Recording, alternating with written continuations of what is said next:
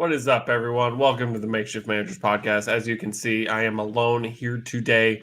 Devin had some work obligations, so you're stuck with me for a little bit. Obviously, going to be a shorter show. I got nobody to bounce off back and forth, so we're going to get into Sunday's action, all of the Week 13 action, and some fantasy implications of what might help you get to the playoff spot that you need, hold the playoff spot that you're currently holding, and what some good playoff matchups look like as we draw closer to the fantasy football playoffs. First, we got the Bills and the Patriots on Thursday Night Football.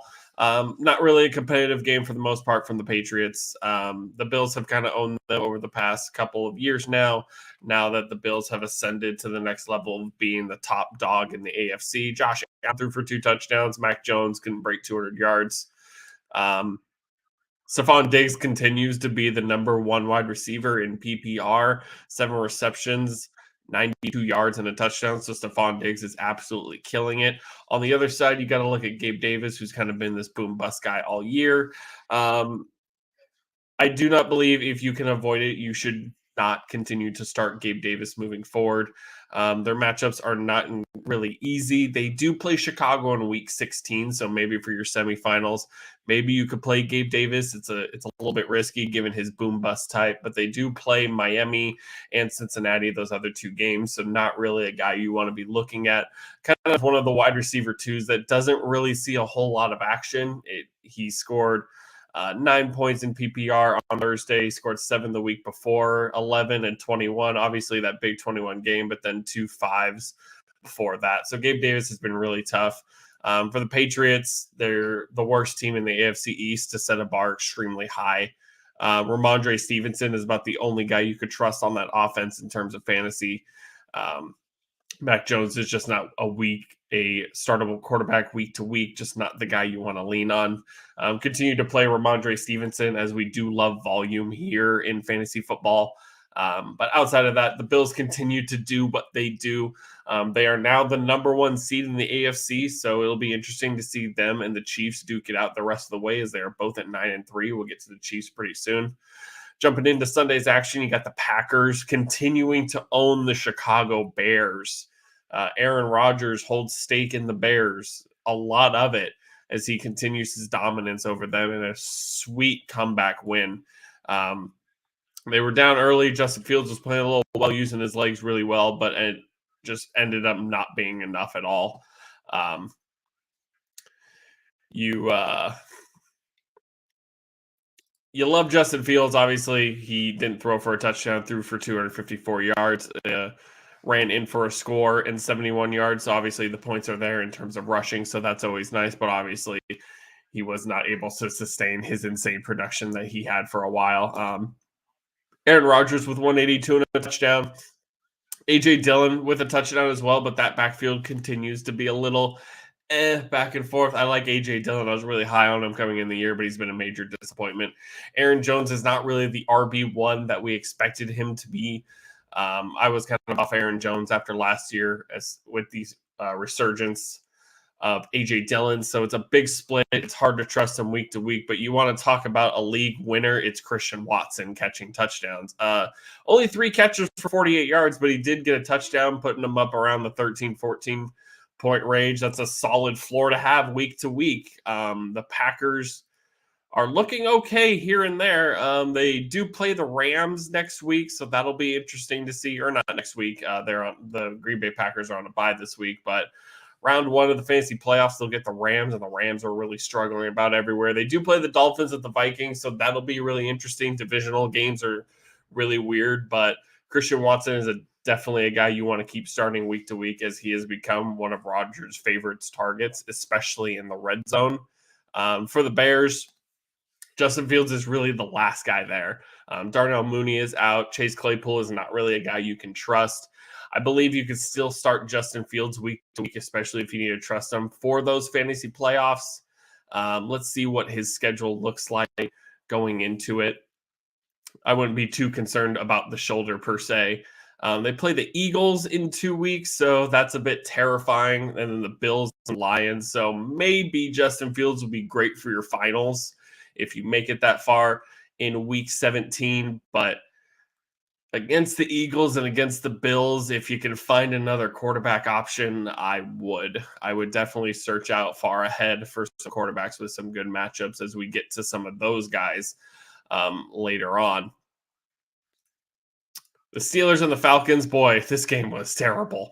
Kenny Pickett and Marcus Mariota, the matchup we were all begging to see all year long.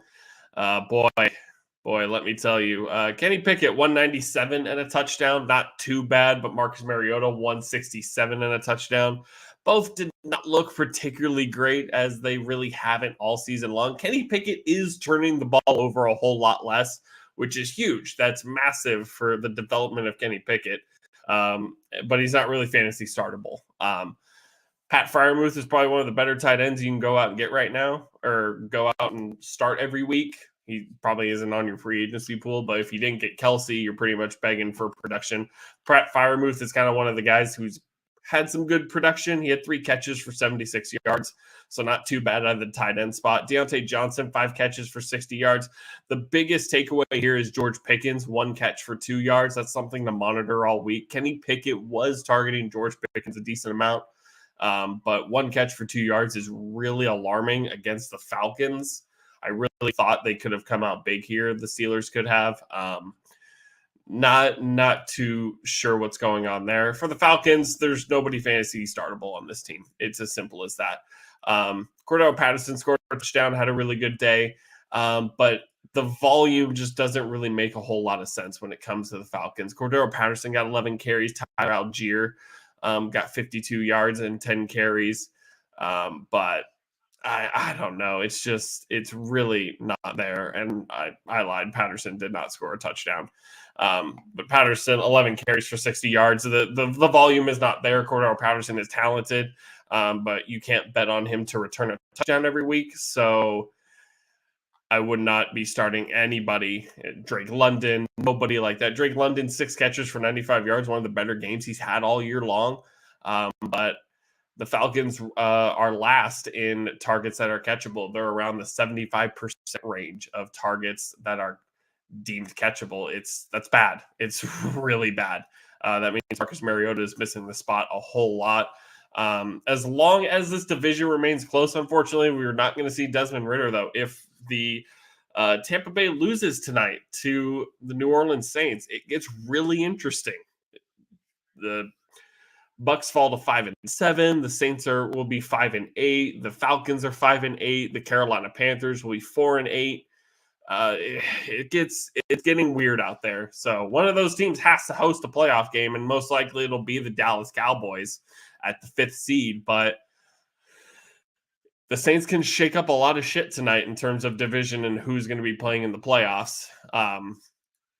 But in this, for these two teams, fantasy is just not something you're really going to look at, especially when George Pickens really felt like the guy that was startable the most. Najee Harris got 86 yards, but Najee Harris kind of had a good streak there, and now it's kind of fallen off. So really, there's nobody I would like to trust on this offense right now. Maybe they have some great matchups coming up. They are playing the Ravens twice. They play the Ravens next week. They play the Ravens in the finals. They do play the Panthers and the Raiders, so that's something to look out for. Maybe some wide receivers there. The Raiders are not good in the secondary at all. Carolina might be tough, especially when you're not a good team like the Steelers. So we'll see what goes on there as we get closer, but not really feeling anything of that. Jets and Vikings. This was a really good game. The Vikings stepped up big time. The Jets got into the red zone 6 times and came out with 1 touchdown. 1 touchdown. The Vikings really needed this win. Mike White threw for 369 yards. He threw the ball 57 times, but only completed it 31 times. I expected Magic Mike to go on for 1 more week, but that did not happen. They got the film on him. They saw him. They got him a little bit. Mike White also did throw 2 picks, so those turnovers are going to kill you. Zonovan Knight, a guy to look out for, 15 carries for 90 yards. As long as Michael Carter is out, this is going to be the guy who's going to get the carries. So that'll be somebody to look forward to. The Jets' schedule, They play the Bills next week, but they get the Lions, the Jaguars, and the Seahawks for all 3 weeks of the fantasy football playoffs. So that's something really to think about. If you're desperate, maybe you could start Mike White against the Lions, against the Jaguars, or against the Seahawks. But Zonovan Knight is really a guy to look out for, too.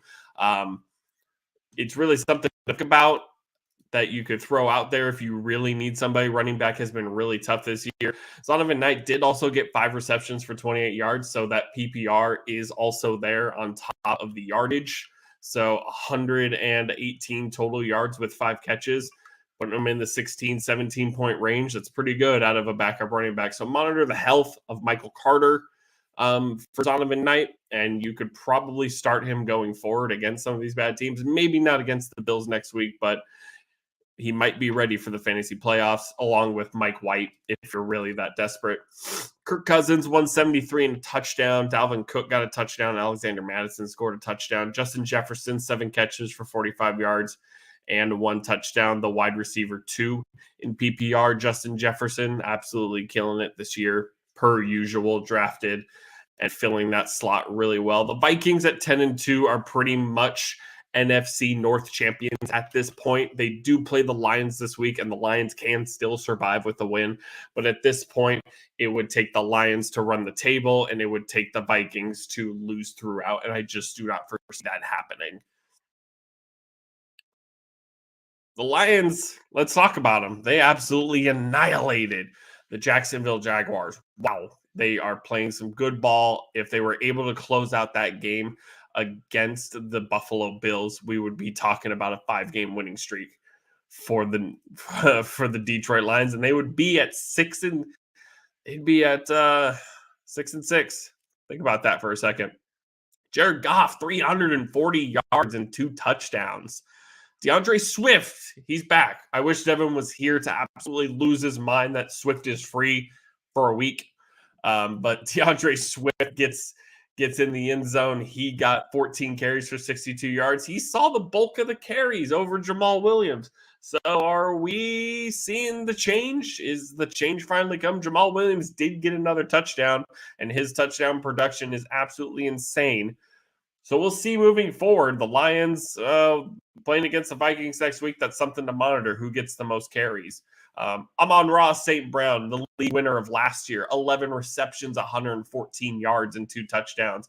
Play this man every single week. Jameson Williams is back. Did not get a whole lot of playing time, to no surprise. He did not catch his lone target, and he did not see a whole lot of snap time, but that's okay. It'll be interesting to see how it's affected from here out. He only saw 11% of the snaps, so expect that to go up slowly but surely. When the Lions are eliminated from playoff contention, maybe he sees a little bit more. I know he's extremely talented, so it'll be interesting to see what they do from here with Jameson Williams. But Amon-Ra St. Brown, the sun god himself, absolutely killing it right now. Travis Etienne was probably one of the biggest disappointments of the week. 13 carries for 54 yards and caught 3 catches for 12 yards. So not a whole lot of production out of ETN, but there was not a whole lot of production out of the Jacksonville Jaguars defense in general. Christian Kirk, 6 catches for 104 yards. This guy is startable each week. Trevor Lawrence likes him. He targets him. Honestly, we all thought this was going to be a shootout game. The Jaguars had been playing better, and I expected them to score much more than 14 points, but the Detroit Lions on defense have been very sound lately. It's very interesting to see, as they were so bad, very bad, the worst in the league. Through the first 8 to 10 weeks, they were terrible. Now they're shirred up and playing really good ball. So that's really interesting to see as well. Love the Jacksonville Jaguars, love the Lions. Obviously, neither of them are probably playoff teams this year, the way the wild card is shaping out with the NFC East and now the Seahawks taking over the Commanders this past week. For fantasy, you just start Travis Etienne every week for sure. That's kind of an easy one. You start Amon-Ra St. Brown. Trevor Lawrence is going to be a weird start moving forward. The Jacksonville Jaguars schedule, they play the Titans, the Cowboys, and the Jets. They do play the Texans in the finals, so that'll be something to think about if you need to start Trevor Lawrence in the finals. Obviously, if you have ETN, you're slamming him week after week. Even against the Cowboys, he'll get reception work, he'll get yard work. But against the Texans, he'd be absolutely smashed. You play every Jaguar you can that week. Despite the results earlier in the season, divisional games do get weird, but you just can't go away from that at times. The Eagles absolutely thrashed the Titans. I had picked the Titans, and I thought Treylon Burks was going to be a big difference maker. And honestly, I think that he was. He made an insane catch in the end zone for a touchdown, but then had to leave with a concussion. This is what I thought would happen. I thought that Ryan Tannehill would lean on the back of Treylon Burks to try and get him over the top, because Derrick Henry is the dude that you bottle up, is the dude that you game plan for, and you make someone else beat you. And I thought Treylon Burks could have been that guy, and the Eagles had looked sluggish. Now, I did say last week as well, though, the Eagles could wake up at any point. And what they do, they woke up and they fucked up the Titans. They beat their asses all the way up and down, left and right. Jalen Hurts, 380 yards and 3 touchdowns. Absolutely insane. He ran the ball 5 times for 12 yards, but one of those for a touchdown. So 4 total touchdowns for Jalen Hurts. I don't need to tell you to start Jalen Hurts every week. I don't need to tell you to start A.J. Brown every week because of games like this. 8 catches, 119 yards, and 2 touchdowns. Absolutely annihilated the Titans secondary. The Eagles are the best team in the NFC, and it's not particularly close. They could be the best team in football. They are record-wise, but are they the best team overall? Chiefs, Bills, up for debate. But they are the best team in football record-wise, and they're the best team in the NFC East, especially after we talk about what happened to the Niners today. Eagles are on a roll. They get the Giants next week. That'll be interesting to see for sure. But we will get to them pretty soon. As for the Titans, it's tough. Mike Vrabel's doing his best with what he's got. Practically the same shit that he had last year that he got to the number 1 seed, but it's not going to happen this year. Ryan Tannehill was the leading rusher. That cannot happen if you want to be successful. Only 11 carries for 30 yards for Derrick Henry. Just not a whole lot going on here for the Titans. They're at 7-5. They're going to win their division. But what do you want them to do at this point? They get the Jaguars next week, then the Chargers and the Texans. So 3 matchups that you feel like Derrick Henry can really exploit for sure. But they do play the Cowboys in the finals of fantasy football. So that'll be interesting to see the way the Cowboys defense is playing right now. I think the Titans can win their next 3 straight and beat Jacksonville. I think they can beat the Chargers the way the Chargers are playing right now. But it'd be interesting to see how the Chargers come out against Miami next week. We'll get to them and the Raiders. They should smash the Texans. They should play a damn good game against the Dallas Cowboys. Browns and the Texans, exactly what we expected outside of Deshaun Watson looking absolutely god-awful. He looked like a guy who hadn't played in years. 12 for 22 and 131. Luckily, he didn't have to do a damn thing. 2 defensive touchdowns by the Browns on top of a return touchdown by Donovan Peoples-Jones. Put on a show the Browns defense and special teams did that day. Even Nick Chubb did not go off like we expected him to. This run defense for the Texans has bottled up a little bit the past couple weeks. Bottled up Jeff Wilson last week. I wouldn't say bottled up Nick Chubb, but we expected definitely Nick Chubb to absolutely go off. 17 carries for 80 yards. But like I said, this offense didn't have to do a damn thing. Deshaun looks obviously super rusty. They play the Bengals next week, so I'm very terrified for that, especially when we get to the Bengals here in a few minutes. The Bengals are looking really good right now, and the Browns defense, granted, it beat up Kyle Allen, it beat up Dameon Pierce. I don't think it's going to beat up Joe Burrow, Jamar Chase, T. Higgins, and all those guys. So it's going to be a tough ride for the Bengals, for the Browns moving forward. The Texans are on the clock at this point. I do not think they're going to lose the number 1 spot. CJ Stroud or Bryce Young is going to be a Houston Texan at this point. They're 1-10-1. I'd be surprised if they won another game at this point. Maybe they can beat Jacksonville, but outside of that, the Texans, they have to play the Cowboys next week. Not good. They have to play the Chiefs after that. Not good. They play the Titans, then the Jaguars, and the Colts. Maybe they can beat the Jags, and maybe they can tie the Colts again. But really, are the Texans winning anytime soon? Probably not. will see them number 1 overall in the NFL draft. Nobody deserved to win this game, and that's why nobody won this game. I've been off the Washington Commanders for a while, and they've proved me wrong by winning. I still do not think Taylor Heineke is good, and he's not. He threw for 275 and 2 touchdowns, so definitely one of his better games of the season, but both these teams look sluggish in the second half. A touchdown for the Giants in the third quarter and a touchdown for the Commanders in the fourth quarter to tie it. Nobody scored in overtime, obviously. And that was kind of it. Daniel Jones, 200 yards and a touchdown. Some play calling for me by Brian Dable late there. He threw basically 3 big shots to give the Commanders back the ball. It was really weird to me that they were taking shots when they could have just done a 2-minute type offense, throw it short, maybe run it with Saquon Barkley. They had a lot of time.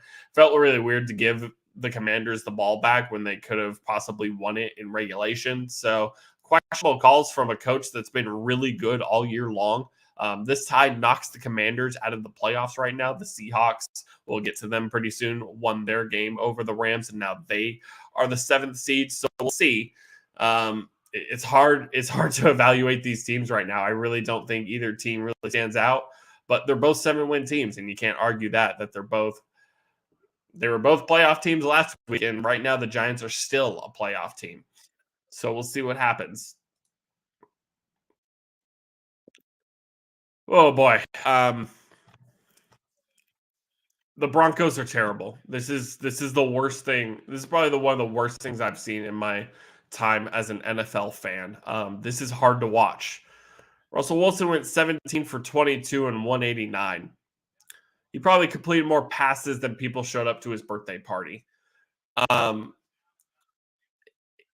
Greg Dulcich, 6 catches for 85 yards. Nobody on this offense is startable in fantasy. Nobody feels startable in real life at this point for the Denver Broncos. They put up 9 points. 3 in the first, 3 in the second, 3 in the third. I don't know what to say about this team at this point. They're handing the Seahawks a top 5 pick, and it's hard to watch. For the Ravens, Lamar Jackson down with a knee injury, and we have no idea how long it's going to be. So Tyler Huntley is the guy right now. 27 for 32, 187, and an interception. He did rush for a touchdown, 10 carries for 41 yards. Tyler Huntley is interesting to think about if you wanted to stash him maybe in fantasy football, maybe for your playoffs. They play the Steelers. They play the Steelers, then they play the Browns and the Falcons. The Falcons is a really good matchup for your semifinals if you were desperate for a quarterback, and Tyler Huntley was still starting at that point. But we saw it last year that Tyler Huntley had 2 pretty good games when Lamar went down, and then it kind of tapered off from there. Tyler Huntley is a backup for a reason. He does kind of the same things Lamar Jackson does to a point, but to a point at a lower skill level than Lamar Jackson. I'm giving Tyler Huntley all the credit for going out and winning this football game, putting together a game-winning drive in the fourth quarter after the offense looked abysmal all day. But they went out, they won the football game. This team is going to hang on the fact of Lamar's health. We'll see when Lamar gets back. It might be 1 to 2 weeks. We'll see how bad the knee injury is. Tyler Huntley, stash him if you need him, but really right now it looks like the only time you can start him is going to be against the Falcons in Week 16. Don't start anybody on the Broncos. Dulcich, Judy, Sutton, Murray, none of them. This team is terrible. At some point, you thought this team was going to wake up, and they never have. It's terrible. It's god awful. This team is in a worse spot than it was last year with Teddy Bridgewater and Drew Lock, and that is crazy to think about. But we're going to move on. The Dolphins started the game, first play of the game, with a 75-yard touchdown to Trent Sherfield. And it took a while to do that, to do something like that again. The Niners have a damn good defense. They showed up, and they needed to because Jimmy Garoppolo's out for the season. He broke his foot. Brock Purdy had to come in pretty early, and he looked Purdy. 25 for 37, 210, 2 touchdowns, and interception. Not too bad for Mr. Irrelevant himself, the last pick of the draft. Christian McCaffrey, 17 carries for 66 yards. He caught a touchdown, 8 receptions for 80 yards. So Christian McCaffrey doing his thing per usual. Deebo Samuel, 6 catches for 58 yards. Deebo's been super disappointing this season, and I think his expectations were set really high when he was a running back a lot. And this offense obviously has kind of changed. Deebo still got 4 carries, but only for 5 yards. So he's definitely not as explosive as he once was, especially nursing a quad injury. So that's something to think about. But I still like anybody not named George Kittle on this offense. George Kittle, obviously, if you drafted him, you're starting him every week because tight end has been such a crapshoot. But only 2 catches for 22 yards is not going to get you a win. You can start Deebo, you can start Ayuk, and you can start McCaffrey because you can start McCaffrey easy because he's Christian McCaffrey. Deebo and Ayuk, they definitely can jump over one another each week. One's going to have a bigger game than the other. One even may have a much bigger game than the other, but it's hard to predict week to week. But we'll see what Brock Purdy looks like now that we have a full game of footage on him, and they play the Buccaneers next week, although the Buccaneers are not very good right now, and Joey Bosa might eat Tom Brady alive. So we'll see what happens there. As long as this defense can continue to stand tall and Brock Purdy does not have to do a whole lot to win games, the Niners can continue to win games and lead themselves to a divisional title and hosting a playoff game. And still being one of the better teams in the NFC. Despite losing Jimmy Garoppolo, this is still probably the third best team in the NFC behind the Eagles and the Vikings. I still think they're better than the Cowboys right now simply because their defense is off the charts right now. And to hold a team like Miami down to 17 points is wild to me. Tyreek had a big touchdown, but that was about it. After those 2 big touchdowns, there wasn't a whole lot going on. There was no running game for the Miami Dolphins. Raheem Mostert got 7 carries for 30 yards. Jeff Wilson got a carry for 3 yards. Jeff Wilson was not a factor at all in this game after kind of taking over the backfield the past couple weeks. Keep an eye on that, but I think he's startable next week against a smash of a matchup against the Los Angeles Chargers. But if Raheem Mostert is going to continue to get more carries than Jeff Wilson, then that's something to monitor. And maybe you're benching Jeff Wilson more times than not. But let next week be your most evidence as you go into the fantasy football playoffs. Jalen Waddle came back in, so I think he's going to be just okay for sure. Obviously, Jalen Waddle and Tyreek Hill to attack Tagovailoa, startable every single week. Absolutely insane players.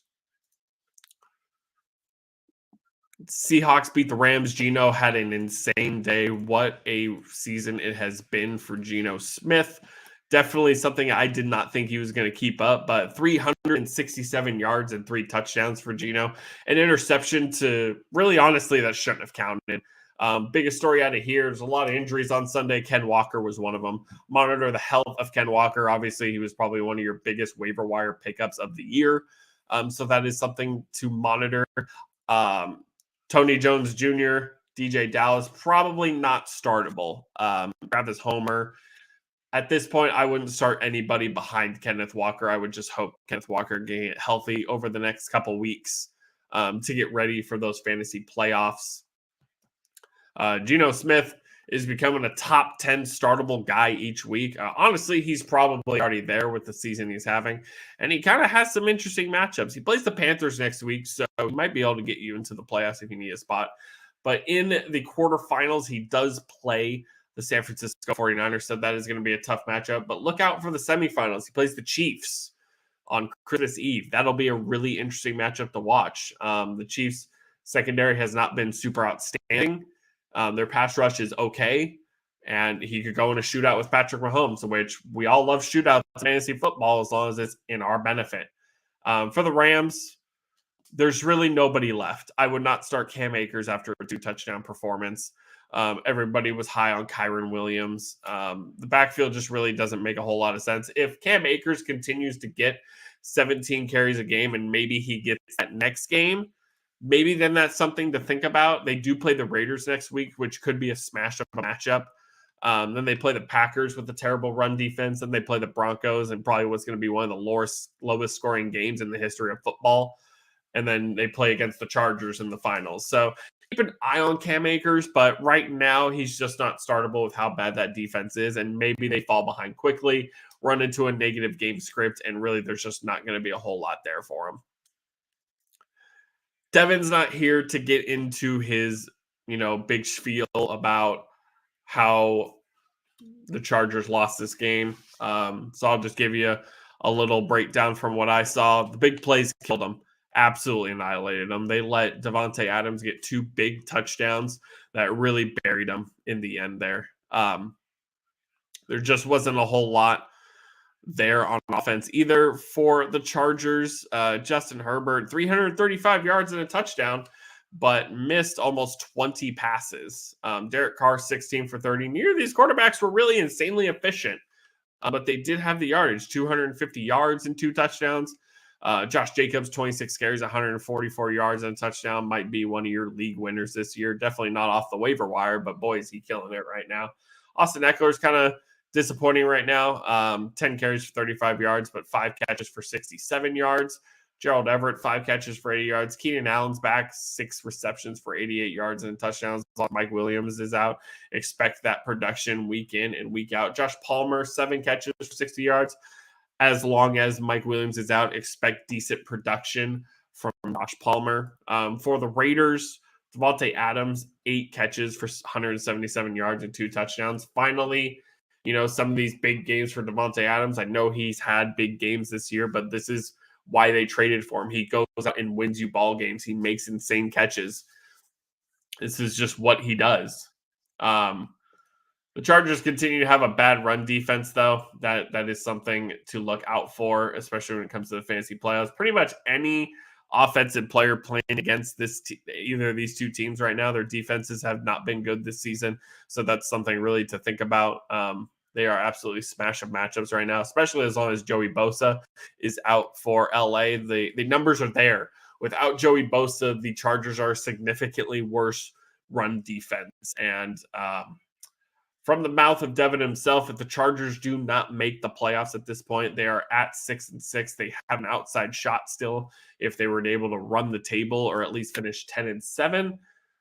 Brandon Staley should be fired if they cannot win. Health has been a big issue for this team, yes, but it's been 2 disappointing seasons for a guy that was hyped up by Sean McVay, and now you're kind of in this spot of mediocrity and not winning while you have your quarterback on a rookie contract.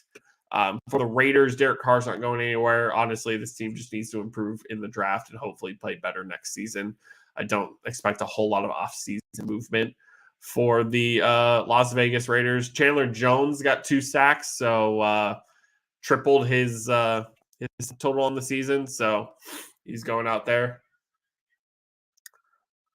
I don't have to tell you to start Chiefs players and Bengals players every week. You don't need to hear it from me. There's no fantasy going on in this game right here. Let me just tell you one thing. If you don't respect the Bengals at this point, you should start. This is the 3rd time they've beaten the Chiefs in 2022.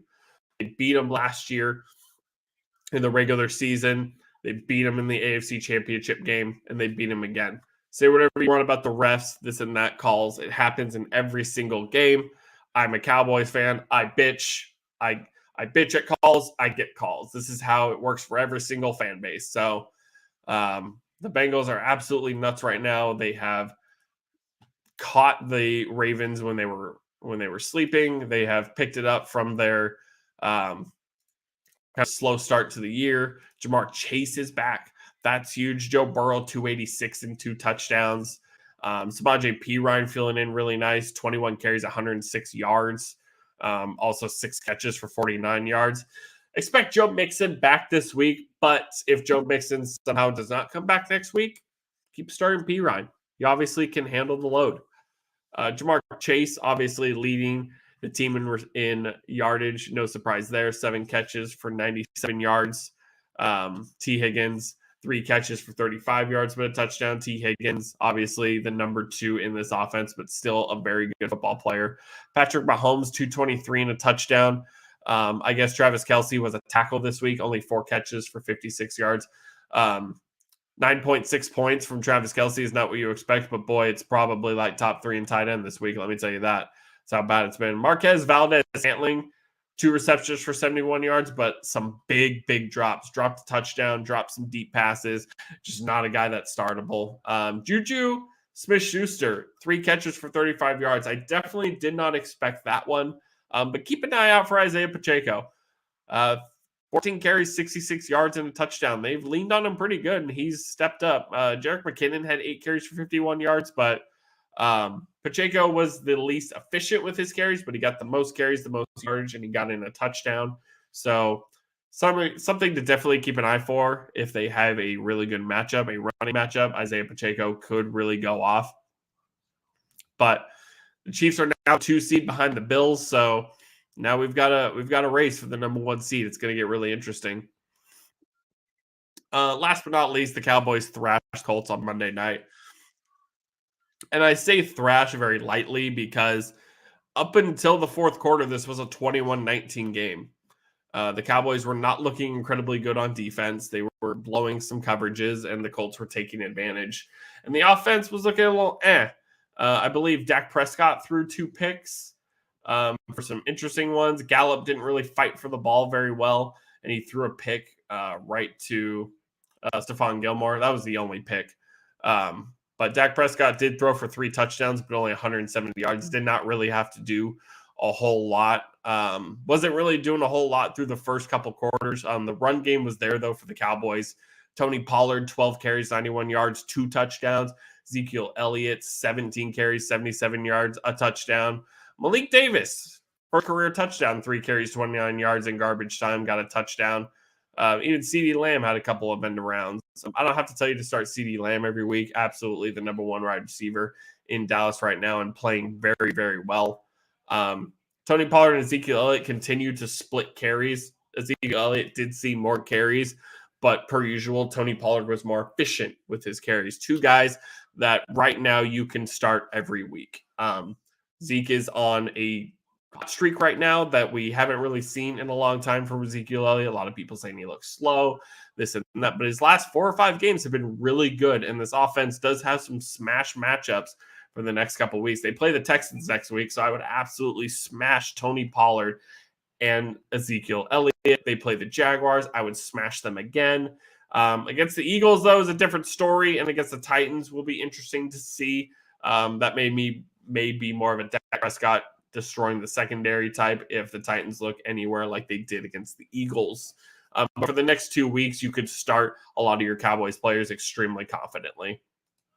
For the Colts, the same problem it's been all season is turnovers. Many turnovers led to a 33-point quarter for the Dallas Cowboys, second most points in the fourth quarter in NFL history for the Dallas Cowboys. Matt Ryan threw 3 picks, absolutely looking like a shell of himself. Not great at all. Did throw for 2 touchdowns, but it's just not good at all. Jonathan Taylor, 21 carries for 82 yards, brought in 3 catches for 21 yards. Jonathan Taylor is really the only startable guy on this offense. You drafted him probably in the first round this season, or maybe in the second if you were lucky. But he is really the only startable guy. He is getting the volume from Jeff Saturday.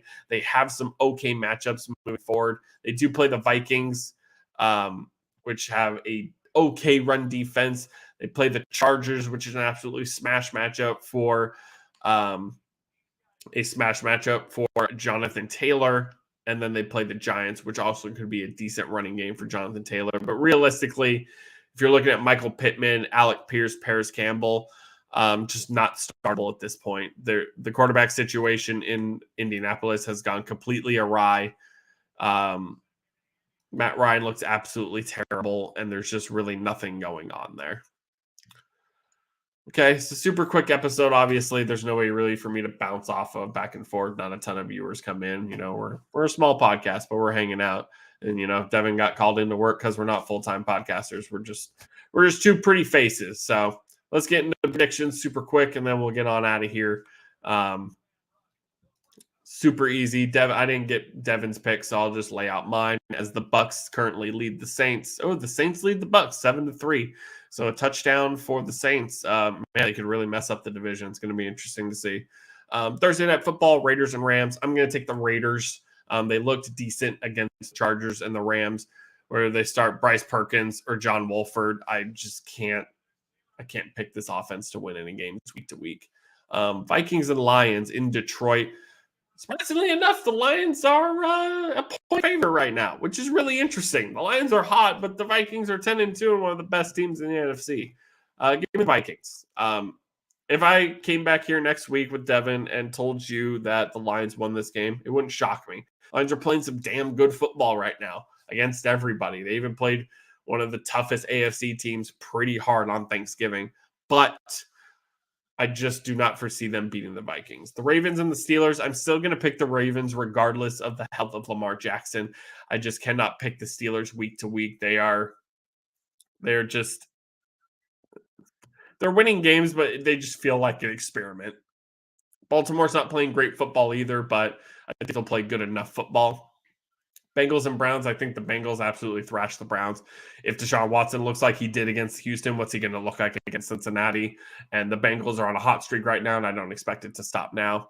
The Jets and the Bills, with what Mike White looked like against the Vikings, I don't think he'll look much better against the Buffalo Bills, even if it were to be Joe Flacco, maybe. I don't think that matters. I think the Jets can play hard again, and maybe if they can force Josh Allen to turn over the ball, which Josh has been susceptible to this season more than ever, they can win this football game. They have a damn good defense and some damn good playmakers. But for now, I'll pick the Buffalo Bills. Cowboys playing the Texans. I have to say it. It's the Cowboys all the way. Taking the Eagles to beat the Giants. If the Giants beat the Eagles, wouldn't surprise me. Divisional games get really weird, and the Giants have played the Eagles hard over the past couple of years, regardless of their record. Even with Mike Glennon and Daniel Jones looking his worst, they've beaten the Eagles. So I'm going to take the Eagles, but the Giants are an interesting team. Titans and Jaguars, I'm going to take the Titans. The Jaguars look super sluggish against the Lions. Granted, the Lions are playing great football. I could say it over and over, but I'm going to take the Titans because they really need to bounce back. Chiefs and Broncos. If the Chiefs score more than 18 points statistically, the Broncos probably won't win. So I'm going to take the Chiefs easily. Panthers and Seahawks. Panthers are not very good. They have an okay defense. Sam Darnold probably will not have a great game. I'm going to take the Seahawks. Buccaneers and 49ers, even with Brock Purdy, the line is torn apart for Tom Brady. He does not have a lot of time to throw the ball. That secondary is really good for the Niners along with their pass rush. I think they can get to Brady a lot. I think they can force Brady to make mistakes. I'm going to take the 49ers. Dolphins and Chargers. Devin, I love you to death, brother, but I'm going to take the Dolphins. They are a firepower of an offense. The Chargers defense has been absolutely annihilated all season long. I think it could be a shootout, but the way the Chargers have been playing, I don't know if they could keep up with the Miami Dolphins. So I'm going to take the Dolphins. And then Patriots and Cardinals. I'm actually going to take the Cardinals on this one. Kyler Murray, DeAndre Hopkins, all those guys are going to come back off a bye well rested. Kyler Murray, a top 10 quarterback stuck in a bottom 3 system with Cliff Kingsbury.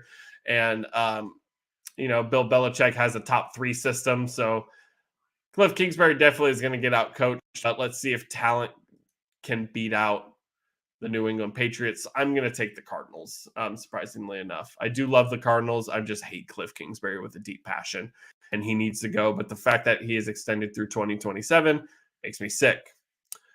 That's going to be it, everyone. Obviously, a super shorter episode. Devin would add on another 45 minutes, obviously. If I could do 45 minutes by myself, I believe Devin could throw on another 45 minutes and we would go just as long as we normally do. But if you jumped in live, you jumped in on the archive, we appreciate you guys jumping in, hanging out with us, listen to what we have to say. We are here every Monday night. Schedule may change as we are looking into new opportunities. But for now, every Monday night, a little later than this, but I wanted to get the recording out and done and watch some Monday Night Football. So 6:30 Pacific time, me and Devin recapping Sundays, talking fantasy football. The fantasy football playoffs are right around the corner. We are here every Sunday morning, an hour before kickoff, 9 a.m. Pacific time, 12 p.m. Eastern time, helping you carve out those fantasy lineups. Sometimes we're right, sometimes we're wrong, but you want to be here when we're right. Like, comment, subscribe. We are here all week on Twitter at TMSM Podcast. Always interacting with you guys and cannot wait to always talk football. Can't wait for the offseason. Can't wait for the playoffs and all that jazz. It's going to be absolutely great. But for me, that's going to be it, everybody. Have a wonderful night. Have a wonderful week. We'll catch you all on the Twitterverse and here Sunday morning for week 14. Yeah, week 14. Man, we're here already, and some teams still have a bye. Blows my mind. Have a great night, everybody.